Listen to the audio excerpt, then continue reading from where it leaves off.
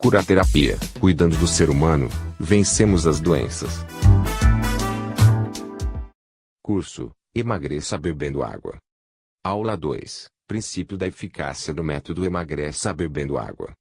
A primeira coisa que você precisa fazer para emagrecer bebendo água é fazer uma limpeza intestinal e uma hidratação cerebral. Nesta aula trataremos da limpeza intestinal. Muitas pessoas não conseguem perder peso porque têm o intestino sujo, lento e principalmente cheio de fezes compactadas, conhecidas como fecaloma. Normalmente isso ocorre porque as pessoas estão com constipação intestinal, também conhecidas popularmente como prisão de ventre e intestino preso.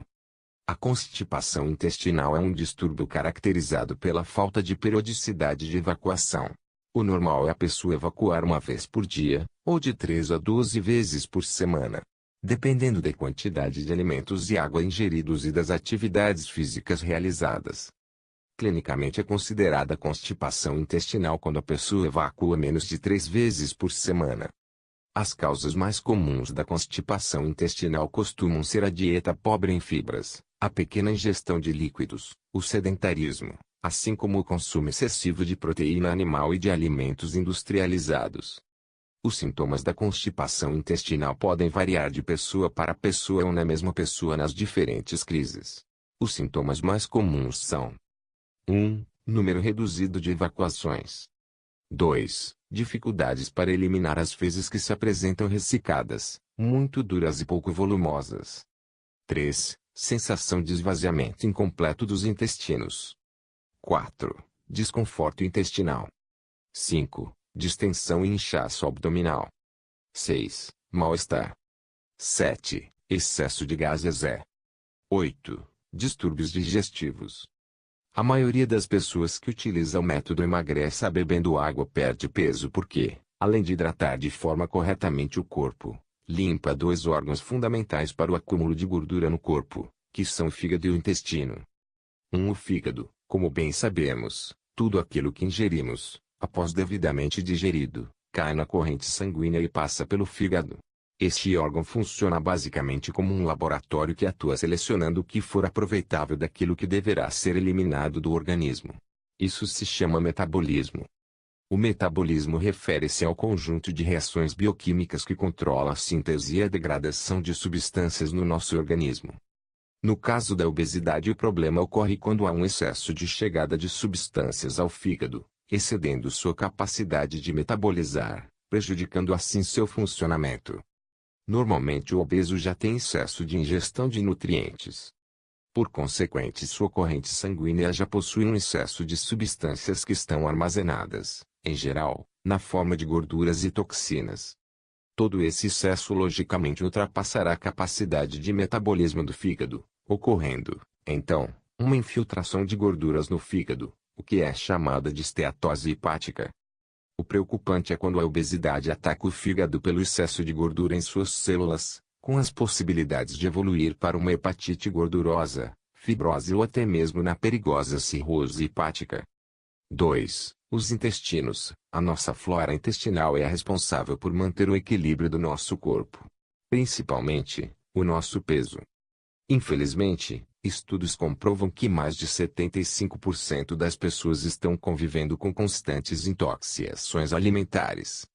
Em alguns países acredita que 92% das pessoas estão com seus intestinos intoxicados, sujos, e por conta disso muita gente vive doente e, principalmente obesa. Uma coisa é certa, você quer emagrecer de forma saudável e eficiente? Então faça o seguinte: controle a ingestão de alimentos, faça regularmente exercícios físicos e limpe seu fígado e intestino. Como se faz as limpezas destes órgãos? A resposta é simples: hidratando corretamente seu corpo.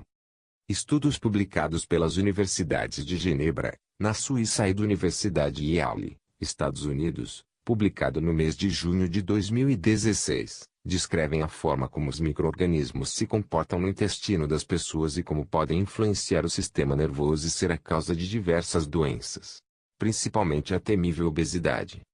Estes estudos demonstraram que a produção de acetato pela flora intestinal ativa o sistema nervoso parasimpático para que ele aumente a produção de grelina, conhecida como hormônio da fome. Segundo os pesquisadores, isso gera aumento do apetite e da ingestão de alimentos e consequentemente ganho de peso, doença hepática gordurosa e resistência à insulina. Estudos clínicos indicam que durante o processo digestivo, as bactérias do intestino produzem ácidos graxos de cadeia curta AGCC, que incluem acetato, propionato e butirato. Como bem se sabe, a flora intestinal não é a mesma para todo mundo. Cada pessoa tem as suas bactérias intestinais desenvolvidas quase que personalizadas. As bactérias intestinais se desenvolvem de acordo com as condições de nascimento e daquilo que o indivíduo ingere durante a vida. Uma pessoa pode nascer com uma flora ótima e estragá-la com uma má alimentação ou maus hábitos alimentares. Os micróbios que habitam a nossa flora intestinal podem ser responsáveis por alterar o comportamento alimentar e causar até compulsões. O problema do nosso intestino é que ele precisa ser limpo constantemente e raras são as pessoas que fazem isso regularmente. A limpeza do intestino é feita pelo excremento das fezes saudáveis, que em média têm 70% de água. As fezes são compostas basicamente de água, bactérias mortas e vivas, proteínas, bilis e fibras, comida sem digerir, e restos de alimentos, células, sais e substâncias segregadas pelo intestino e pelo fígado. Além disso, há também algumas substâncias que são tóxicas, ou seja, o lixo intestinal. Entre os lixos intestinais há os produzidos por determinadas bactérias intestinais e moléculas dos alimentos que não puderam ser absorvidos na longa jornada pelo sistema digestivo. Outro fator que indica as condições de funcionamento do intestino é a cor das fezes. Algumas indicações de cores demonstram também a qualidade das fezes. Como, por exemplo, os marrons e verdes são considerados normais. A cor é determinada pelo que se come e pela quantidade de bilis. Marrom amarelado ou amarelo, pode ser uma infecção causada pela bactéria Giardia, diarreia amarelada, ou por um transtorno como síndrome de Gilbert, excesso de bilirrubina na corrente sanguínea. Verde, é um sinal de que a comida passa pelo intestino grosso muito rapidamente, devido, por exemplo, à diarreia. Branco, fezes brancas não são normais e devem ser diagnosticadas rapidamente. A razão é a ausência de bilis, o que pode indicar algum transtorno no fígado ou na vesícula. Os tons de vermelho indicam a presença de sangue nas fezes. Isso pode ser causado por um sangramento do aparelho digestivo, da boca ou do ânus. Vermelho quase preto, indicam que o sangramento é na parte alta do sistema digestivo, esôfago, estômago e a primeira parte do intestino delgado. As causas podem ser úlceras, gastrite ou varizes no esôfago ou estômago. Vermelho brilhante ou quase marrom, o sangramento se localiza na última parte do trato intestinal, como o intestino delgado ou o reto, causando, inclusive, hemorroidas. Quanto à consistência, as fezes podem ser fezes pastosas. Uma pequena quantidade pastosa nas fezes é considerada normal. É indício de que esse aspecto gelatinoso é fabricado pelos intestinos para manter a parede do cólon úmida e lubrificada. Fezes que boiam. Nas fezes saudáveis, metade boia e a outra metade afunda. As fezes que boiam podem conter gordura sem digerir ou excesso de gás por fermentação.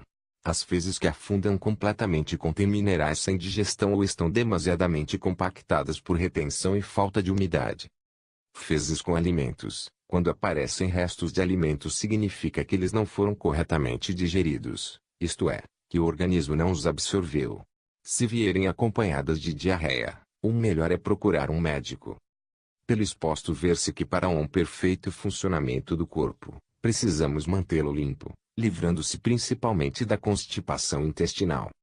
Uma vez feita a limpeza intestinal, o corpo começa a eliminar as toxinas prejudiciais e consequentemente provoca a perda de gordura. Com isso há perda de peso. A manutenção do peso ideal vai depender exatamente da prática de exercícios físicos, alimentação balanceada e limpeza intestinal periódica para eliminação dos lixos tóxicos e combate à constipação intestinal. Muito obrigado e até a próxima aula. Curaterapia.com.br